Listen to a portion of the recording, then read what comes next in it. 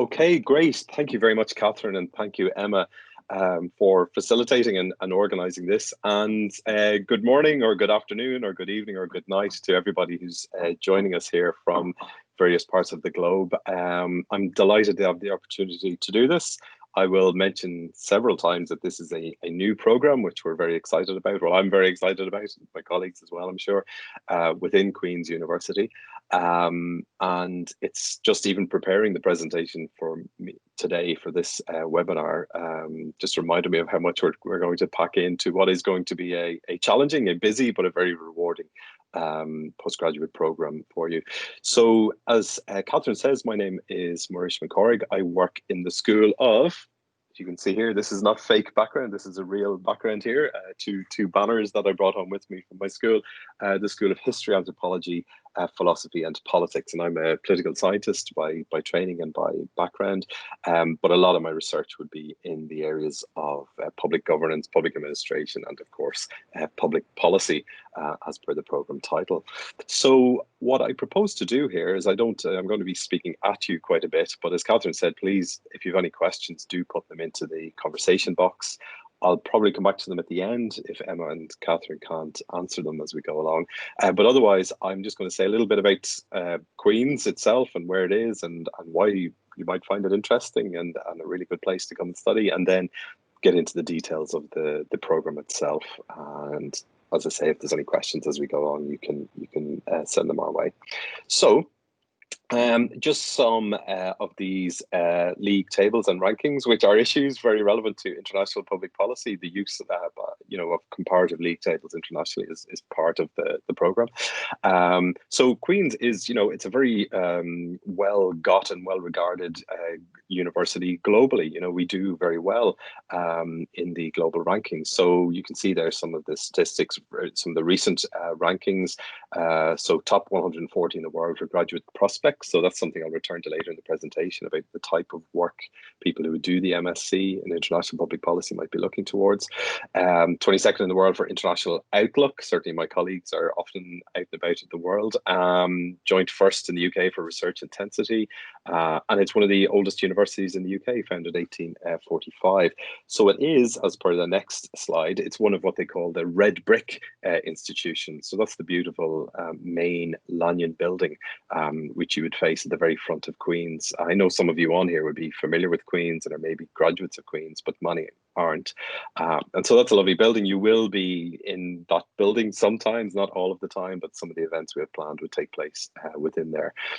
So that's the main front of Queen's, but it's actually a very large university. There's I think it's just 24,000 students or something like this across the three faculties. So the university is what you might call a full university. It has three faculties: medical, health and life sciences, engineering and physical sciences, and then the faculty I'm in, which is arts, humanities and social sciences, which has 5 schools, one of which is this school: history, anthropology, philosophy and politics. So that's the faculty and the school within which you would be situated if and when you come to study the master's program. So where are we? Well, there's a map of Britain and Ireland over in Western Europe, and the big pink Belfast and the dot there on the green part. So on the island of Ireland, politically and economically within the United Kingdom, and you can see some interesting statistics here. We're very happy people here. That's ONS 2016. Yeah, this was a big deal 2 years ago that Belfast on the North Coast, #1 region to visit in the world in 2018. It's beautiful. It really is something that a lot of people aren't quite aware of, is just how rugged and beautiful, as I say, the North Coast. And Belfast it's a great city. I'm not from Belfast. I'm living here about 6 years, and it's great. It's a nice compact city, but it's got it all, and you can get out and about very quickly, and you can get to it relatively easily as well. So sorry, what else is here? Yeah, it's a very safe city. I can vouch for that. I have small children who I'm happy to let roam around, and it's easy place to move around. It's about an hour from London by flight from Belfast. It's about an hour and a half from Dublin on by bus or by rail. Dublin Airport is quite large, and then it's a 100 miles, 160 kilometers from Dublin to Belfast.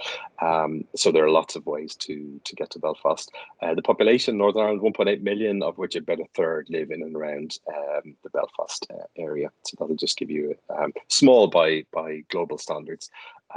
So not a very large city or a very dense city by any means. And it's a great city. That's the lovely Belfast City Hall, which has regular tours and so on, right in the heart of the city.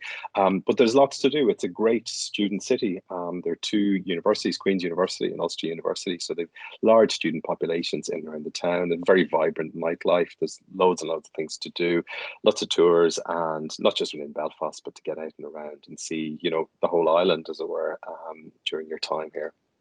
And yeah, these are some of the coastal landscapes. If I'm not wrong, that's in the distance in that picture could be Scotland. I think at the closest point, it's only 12 miles away to the Mull of Kintyre, but that's the kind of northeast part of the island, the Antrim coast. And in fact, so rugged was it that you might have heard of this program, Game of Thrones, which was a hugely successful television series that I'm actually working my way through at the moment during this lockdown.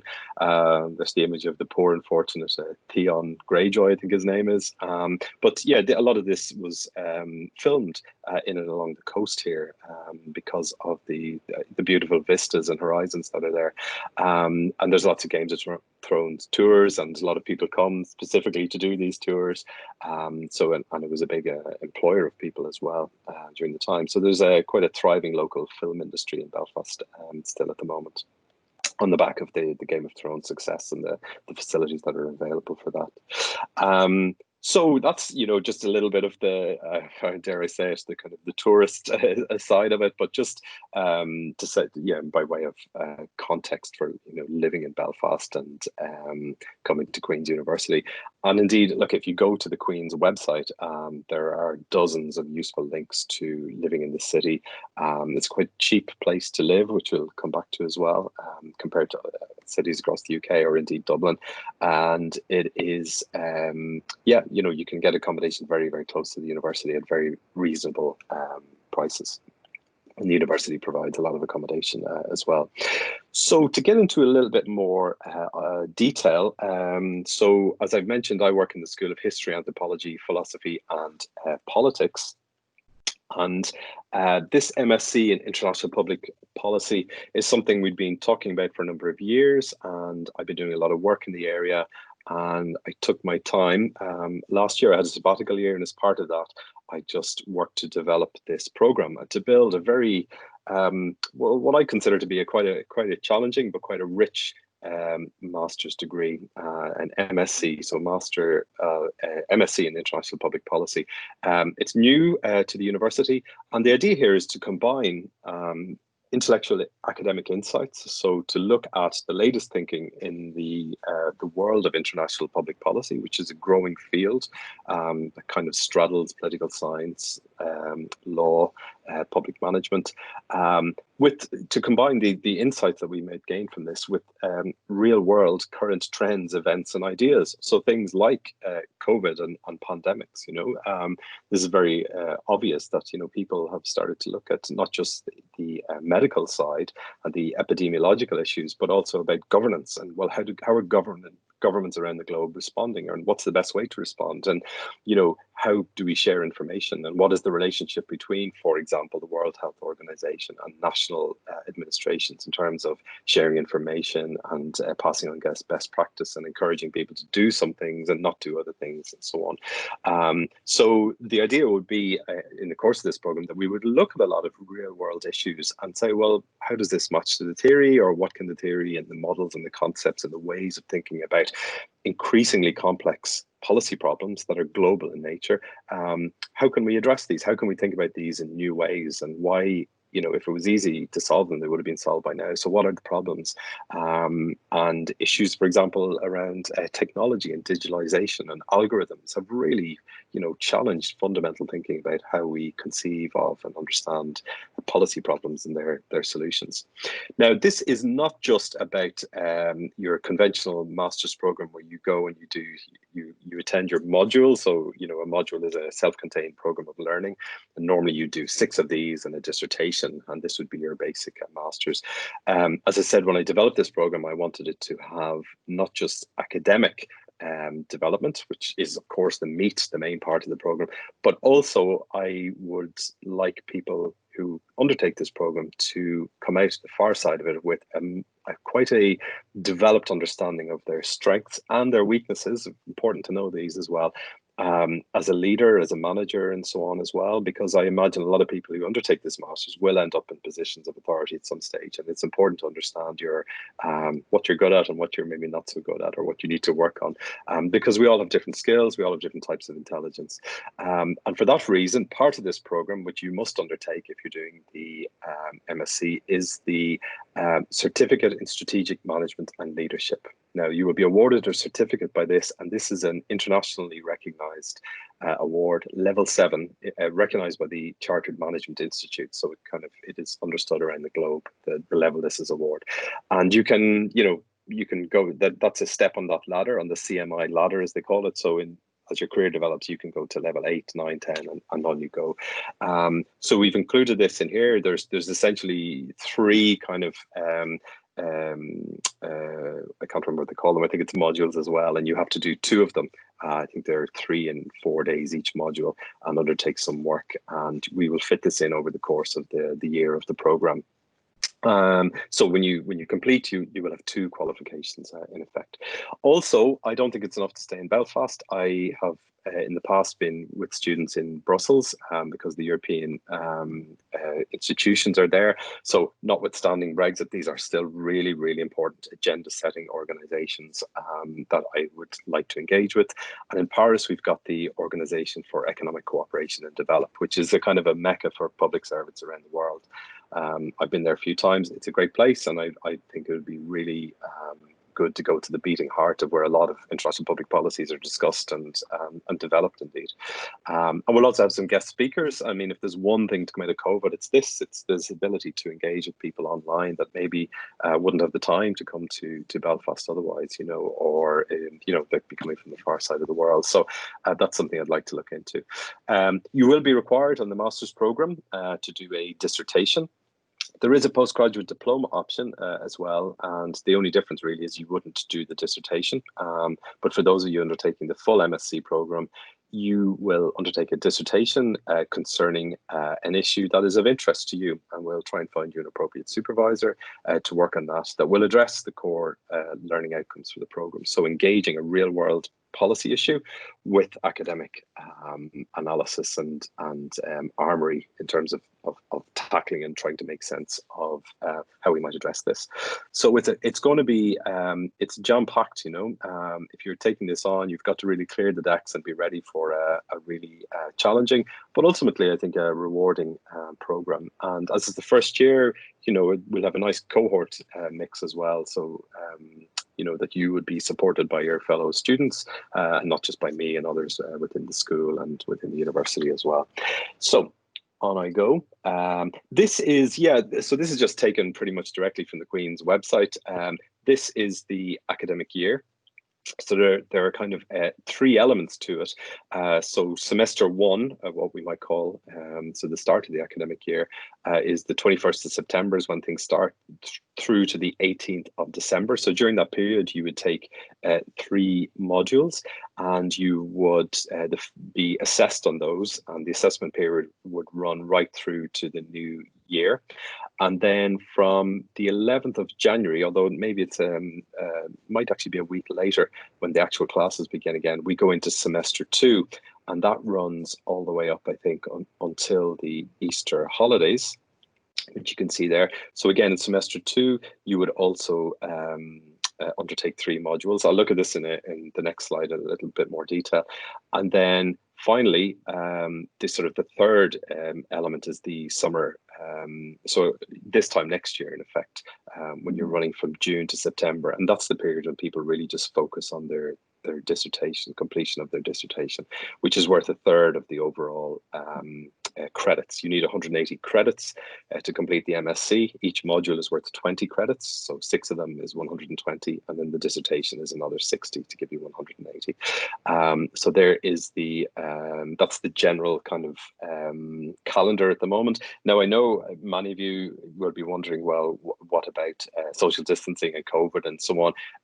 I'm not. There might be questions already. I'm not looking at the text, so I don't get distracted. But this is an evolving situation. But it is the expectation that at some stage we will see you in person. We might have a blended mix this year of online like this, plus also in person.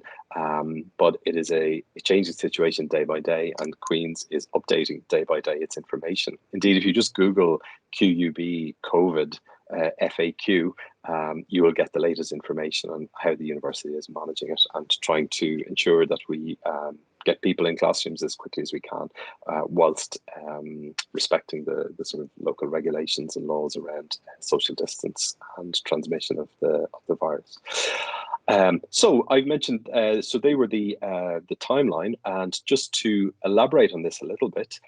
So when you begin in September, in the autumn semester, you will have 2 what we call core modules. In other words, you have to do these, there's no choice.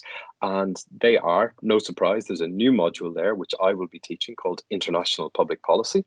And that will run for 10, 11 weeks. And alongside that, you will engage in methodological skills development. So this is the approaches and debates in research design. Now, I'm going to talk about those 2 cores in a few slides, so I'll just skip over them. But you will also pick one optional module as well, and they are the Politics of the Republic of Ireland, Global Ethics, or Contemporary Security. Now, there may be, in the next slide, I'm going to show you the options for semester 2, and actually 1 or 2 of those might move in here as well.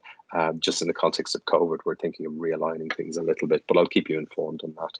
And you will start thinking about your dissertation in this semester as well. And around December time, you will dedicate about 3 or possibly 4 days to the first module on your certificate in strategic leadership and management. So we're going to do it in chunks. So you'll have your 3 modules and your first module on the CMI certificate as well.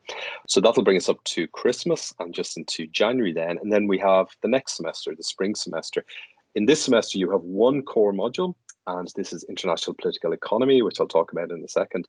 And then you must choose 2 modules from the following list. Now, you can see the options here are more extensive. So this is partially why we're thinking of moving 1 or 2 of these modules back to semester 1.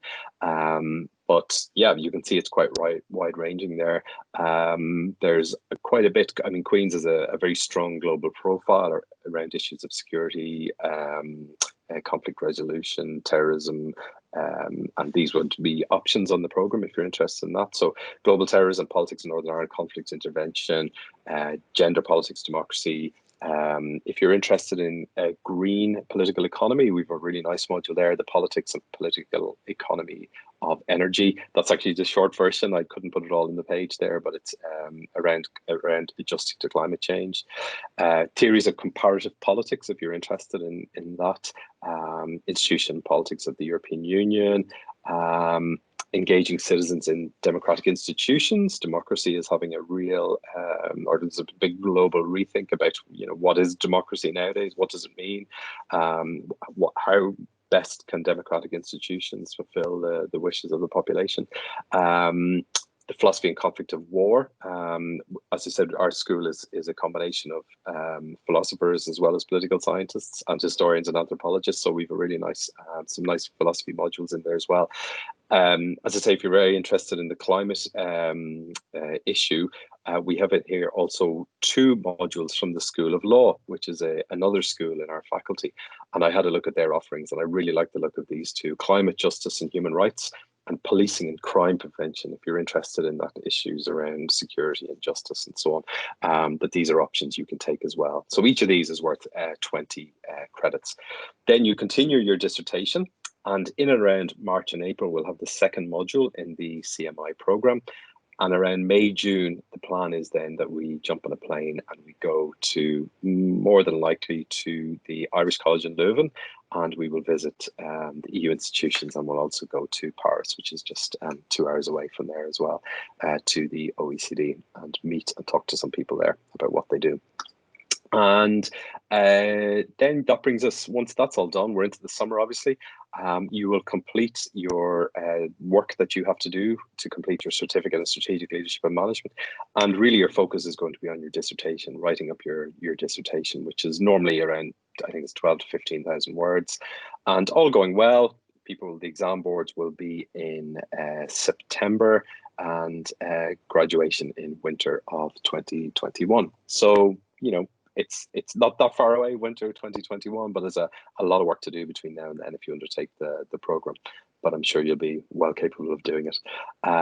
Just on the core modules, so these are the three that you must do on the program. So the first one is titles. It's the sort of the capstone module, as we call it, International Public Policy. So, in that, we start off with a very basic question about, well, what is public policy anyway? What are you talking about? And whatever about public policy, what's international public policy? And what's the difference between international public policy and public policy?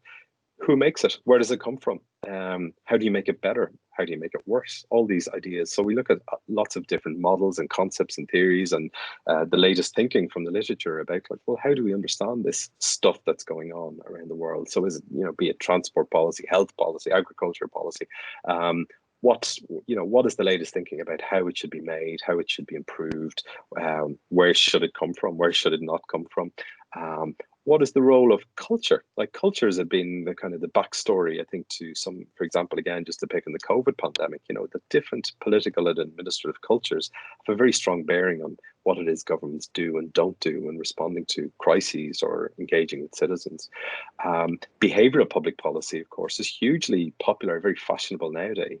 I'm sure many of you on the call will have heard about nudges and how governments try to get citizens to do things like, pay their taxes a little bit earlier than they normally would, or, to use recycling bins and small things like that, but also big issues as well around interpersonal trust between citizens and between citizens and their government. And reform, okay, governments are always reforming, always changing things. What are the big ideas around reform? What's the latest trends? Should we have more organizations, less organizations? It's going to be a huge topic for years to come in the context of debt that's been accumulated through the COVID pandemic by governments. A big issue in this module is also going to be the interplay between international level organizations and national governments. Okay, how does that work? Why has it become so popular? And what about international organizations themselves? There's over something like 327 or something documented in the world at the moment, all doing different things, but a lot of them are under pressure. Many of you will be aware that the United States, for example, has quite a fractious relationship with the World Health Organization at the moment. And there is concerns that, more and more countries are saying, no, do you know what, we'll go our own way. These international organizations were a good idea upon a time, but maybe it's back to bilateralism. And others say, no, actually, you're going to see more and more international organizations. But there's always going to be this interplay there. So we'll look at that. We'll look at what they produce in terms of data, what is considered to be good evidence, bad evidence for policy formulation. And then something we do a lot on in Queen's, I want to look at artificial intelligence, the role of digitalization, and what's known as algorithmic governance. So essentially what we're talking about here is the replacement of human beings by machines for the development of policy, the implementation of policy, the distribution of public resources, all of these issues. It's a big deal. It's going on whether you know it or not right now. So we want to look at that. And we also want to look at some case studies in the various policy sectors. So that's quite a rich module. There's going to be a lot in it. So that's the first module you will have to take in the program. The second module you'll have to take is called International Political Economy. And some of the issues here are going to be about how countries solve collective action problems in terms of trade, how they resolve disputes. Can we get away from thinking about the world economy in Western terms and, the global North and the global South? There's lots of, go to different parts of the world and people see global economy in completely different ways. So we look at that. We look at global capitalism, trade wars. I mentioned the role of the World Trade Organization in dispute resolution, the World Bank, foreign direct investment and international investment, IPR. Okay, more and more trade is actually, intellectual property rights. It's not sort of physical goods you can touch. It's rights and copyright and so on. And climate change features in there as part of that module as well. I mean, I'm speeding up a little bit because I realize time is going on, but that's yeah. So international political economy is a nice counterbalance to international public policy on the program. And then the third module you must take, and this will be very important for your dissertation, is the school's research methods module. Now, it's a very large module, and the idea is that you would pick from a variety of options within this, or what we call strands, that you feel is appropriate to what you want to do. So you will have the one strand is around the philosophy of science and research. So how do we know what we know, and how do we know what is knowledge and what is not knowledge? There's statistical training, quantitative methods. We also have qualitative methods, so things like how to conduct interviews or content analysis. Also issues around ethics if you're going out interviewing people, engaging with what we call human subjects. You must get ethical approval. So any sort of field research, we'll talk about that as well. And we'll look at case studies. What is a case study? What is an appropriate or a valid case study for research? So that's the third module, the approaches to research design.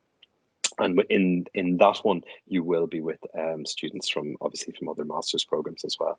And then you pick your optional modules around that. So you do 3 core and 3 optional modules over the course of the program.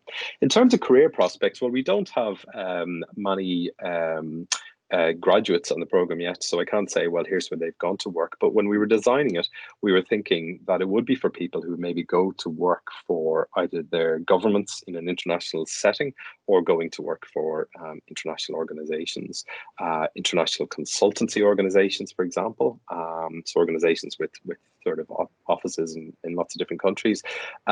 International NGOs, so non-government organizations as well, where they are very important in terms of policy setting. A lot of NGOs, think of them like Greenpeace or Fair Trade. I mean, these are very influential organizations in the international NGO sector. The media as well, for people who are maybe interested in careers in journalism and global affairs, this program I think would be very useful for that. Indeed, the picture there in the top right, I'm pretty sure is a former student of mine who now works at the BBC. And she undertook a third year program that I teach on public administration and policy making. And then you might be, alternatively, you might find yourself interested in working for a national organization, but one that has international profile and international concerns. So you would be versed in, well, if you don't know where to look, if you don't know the answer about what's going on internationally, you'll certainly know where to look by the end of this program and how to get the knowledge needed to address the concerns of a national organization who has an international interest or profile. So that's what we're thinking, but we'll be interested to see where people move on to from the program. Now, in terms of entrance requirements, you'll probably have seen these already. Normally, we expect a 2-1 from somebody who has done a degree, a primary degree in the social sciences, humanities, or arts. But if you did a chemistry or electrical engineering, and you want to change tack and you would like to know more about international public policy, if you've some work experience that's relevant to that, we'll consider that as well. So we're not excluding people from other disciplinary backgrounds. And there are no specific prerequisites. So you don't have to, for example, have a diploma in statistics to come on the program. You don't have to have some other qualification in terms of writing skills or anything like that. Although the normal standards would apply for international students of the IELTS, which you'll find out about. Then just to bring things to a conclusion, you certainly won't be left on your own. There's a lot of support between me, between other colleagues in the school of history, anthropology, philosophy, and politics. You will have your classmates as well. You will also be invited to take part in the huge range of things that goes on in the graduate school. Now, the graduate school is something of a jewel in the crown of Queen's. It was I think 3 years ago, voted the best graduate school in the world. So it's basically a hub for all postgraduate students across all faculties in Queen's. And they run dozens and dozens of programs, from things like preparing your CV or preparing for interviews, right up to more like the CMI program. The CMI program will more than likely take place in the graduate school building. So you can see the lower image there. There's a beautiful inside to those to the graduate school. And as a graduate, you will have access to the facilities there, including the quiet study spaces. And yes, sorry, the second bullet point, that's where the certificate in strategic management and leadership would take place. And the graduate school run loads and loads of events that you would be invited to if you want to take part in, and to help you with things like career development, or, you know, improving your writing skills, improving your presentation skills, all of these things. So really, I'd encourage people to take advantage, because, you know, once you leave university, you pay a lot of money for these things, but they will be offered to you during your time. We have fantastic library facilities at Queen's. I have to say they've been brilliant through the COVID in terms of getting books out, and increasingly more and more material, particularly books, are ebooks, so you can access them online.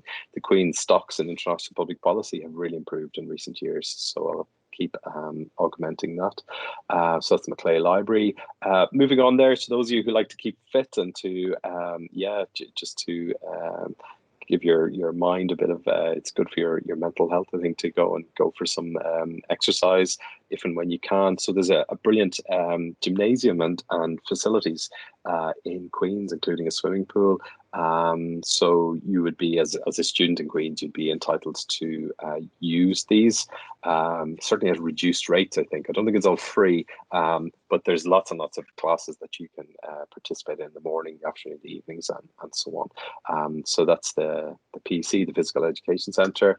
And accommodation, yeah. So I mentioned this at the very start. Top 10 for university accommodation. That's United Kingdom, obviously. Guaranteed places if you're an international student. Queen's guarantees you a place. Lots and lots of different options. Queen's has invested quite heavily in recent years in new accommodation facilities, and you can see there the price range for rent. So it's very, very competitive. And certainly I know from talking to students, I mean, Belfast is not an expensive city to live in. By international standards at all. So that's just an example there of one of the new suites and within the new city centre accommodation that Queen's has built in the last 2 years. And yeah, just in terms of so the course, as you know, the MSc program, it attracts a premium fee, so it's more expensive than other master's programs, precisely because you're undertaking the certificate in strategic leadership and management, and there are field visits built into it as well.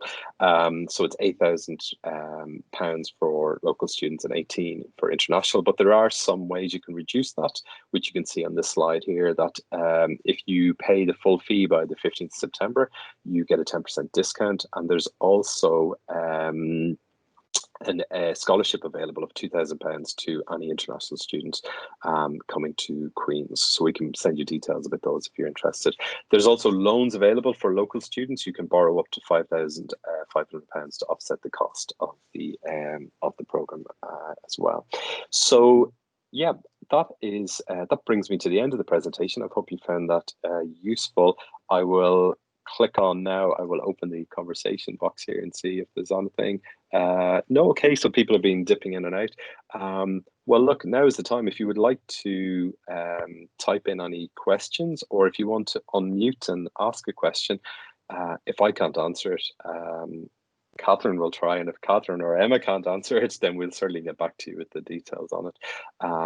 If you've heard enough, please you can leave the meeting, and thank you for joining us. And send on you can email any queries onto us. Just Google my name; it's not hard to find.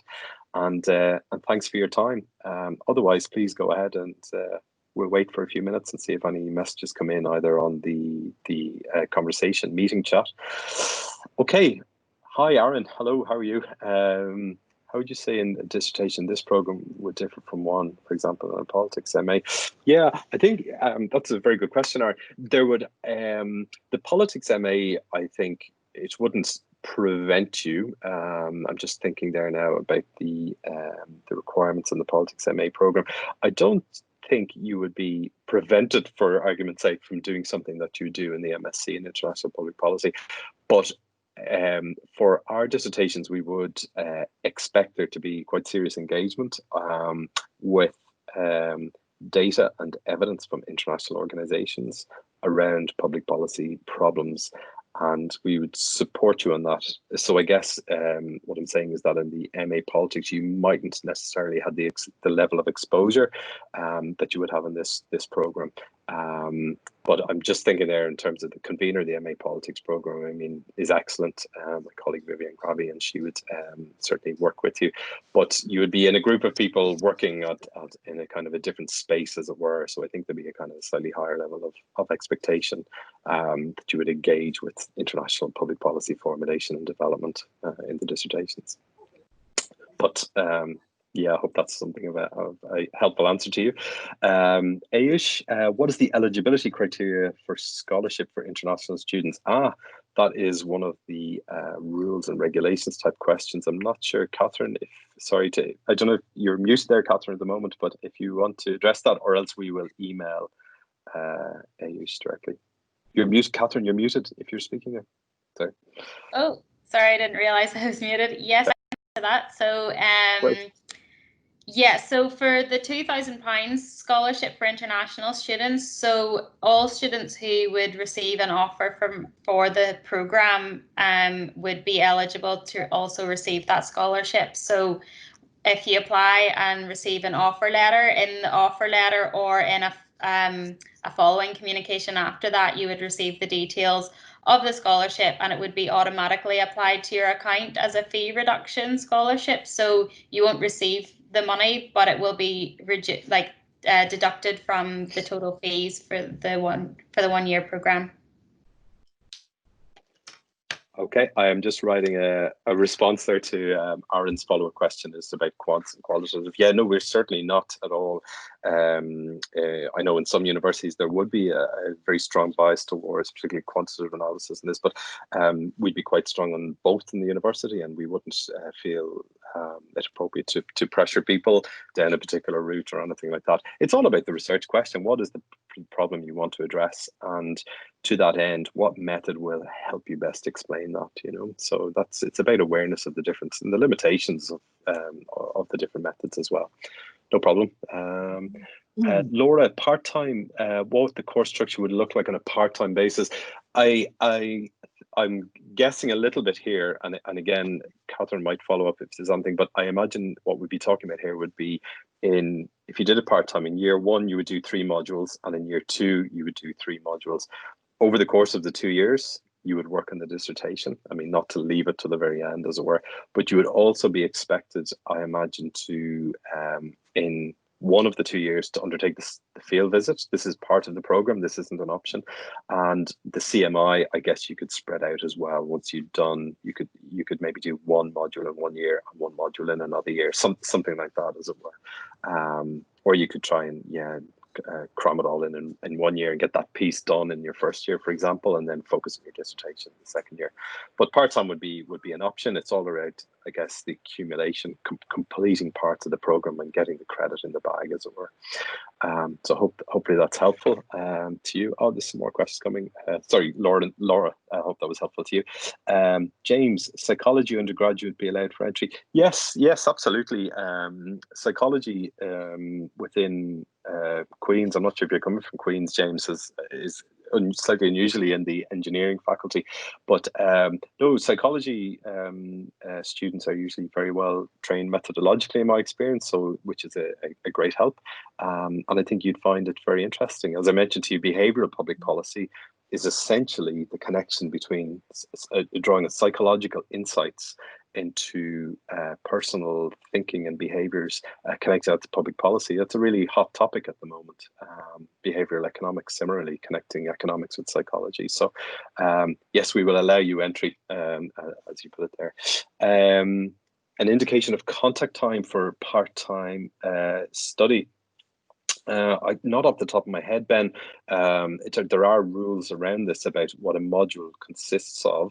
Any module within Queen's consists of a set amount of hours of contact time. So me teaching with you or having a seminar or lecture formats with you. But you would be, oh, sorry, I guess your question might be, your question is about how often you'd have to be in Queen's. Well, each module, let me just think, would be about I think it would be 2 hours a week for 11 weeks, something like that. I think you'd have, so there would be 22 hours in a semester for each module. Maybe a little bit more. I might be getting that wrong. I'll have to check. But you would certainly have to show up to the 2 hour seminar for each module each week. So if you're part-time, in one semester you'd have one module, and in another semester you'd have 2 modules in that semester. So you'd accumulate 3 over the year, and then 3 the subsequent year. So you'd have to work around that. So I know people who are part-time. We try to put a lot of the postgraduate modules towards the evening, so people can leave work early or just leave work when they finish at 4 o'clock, say, and get over to Queen's for their classes. So that's a rough. Don't hold me to that, Ben, but that's a rough estimation. That for each module, I think it'd be 2 to 3 hours per week for 11 weeks max. I think would be what we'd be looking at there. Okay, Neil, you popped up on screen there. Hi, how are you doing? I'm good. You have a question? I can't think of one off the top of my head, except maybe just for the applying for the postgrad student loan. I'm aware of that what you put on there said applies only to Northern Irish and English students only. And, you know, I'm obviously someone from Scotland. So we have a different, we applied for a student loan through SAS, which I think I applied for back in April. Okay. This is really out of my, Emma and Catherine are coming in here, so they've got a big suitcase. They've both got a suitcase of cash here, so they're going. So Emma, maybe you can. I think you had emailed me about this, Neil, hadn't you? I think I came back to you yesterday. Yeah, so I've sent that on to Student Finance for a wee bit more information to see what they can advise on SAS, because it's obviously nothing to do with our government. It's maybe more to do with the fees that you are offered over there, because I know you had said that program or something similar to this program is offered in Scotland, and they had kind of said for you to stay and study it there. So let me see what Student Finance comes back to me, and I'll then catch up with you after this. So just to clear it up, I'm not sure I'd applied for doing a similar program in Scotland. Yeah, I thought the only reason I'd stay in Scotland was, you know, just in case, obviously because of the pandemic, in case classes can't run. Mm-hmm. Yeah, but I know you had said in your email that that's kind of what they had come back to say. Wasn't that correct? That's why they wouldn't fund you to come here, because they had said there would be similar courses you could maybe stay and do there. But we can catch up about this after, Neil, and see what Student Finance here comes back with and how they advise to go forward. So I have your details, so I'll pop you another email once I come back. Okay. All right. Thanks, Neil. Okay. Okay, everybody. If there are no more questions coming in there, feel free, if you think of something subsequently, you can send us an email and we'll try and address it for you. Otherwise, Roisin coming in very late there, and nearly, now you're on fire now, Kyle, as well. Is there a module description online for the International Public Policy module? Not yet. I think it's just on Course Finder, the basic outline. To be honest, Roisin, I've started working on it. So, but the basic outline is just what I've given you in the slides there. Because it's a new module, I'm just taking my time to look at the contents and the sources of information that I'm going to be using and the readings I want people to look at. So it's not available online yet. And then, Kyle, what is the process for deferring this? I don't think there's a problem. Still undecided. Can I do this? No, I think you can reapply. Sorry, Emma or Catherine, do you know? Yes. So Just at the minute, generally with most programs, the university are allowing people to defer, but just drop an email to either one of us or to admissions, just to let them know that you intend to defer, and that should mean that you don't have to reapply again for the next intake. So we just need to check that they're doing it for this course, but generally at the minute for most courses, they're being very flexible around deferrals. But you also don't need to do it straight away. If it's a case that you're not sure what you want to do yet, you can wait until August or the beginning of September even, and choose to defer at that stage so that you don't have to then try and reverse that decision if you do decide that you're ready to study in September. Great, thanks, Catherine. Neil, your camera is still on there. If you wouldn't mind just switching off. Okay. Thanks. Okay. Oh yeah. Thanks. No problem. Thanks for joining. Okay. That's it, everyone. Okay, so this is, as I say, thank you for joining. I'm not disappearing, so to speak, into the nether world of the internet. So please feel free to email me with any queries you might have. And Laura, if you're very keen to do some reading over the summer, I want to help you with that. So I'll, as I say, if you just Google my name, you'll find my email very quickly, and I'll send it on to you there. Otherwise, thank you very much. Thank you again to my colleagues, to Catherine and to Emma, for facilitating this. And yeah, there's some email addresses and so on as well. So we'll finish the recording, I guess. Catherine, do you need to close with anything, or is that okay? Yeah, that's it. Thanks very much, Murish, for hosting the session, and thanks everyone for joining. So I'll just end the meeting for everyone now. Great. Thank you, everyone. Thank you. Thanks. Bye. Bye. Bye.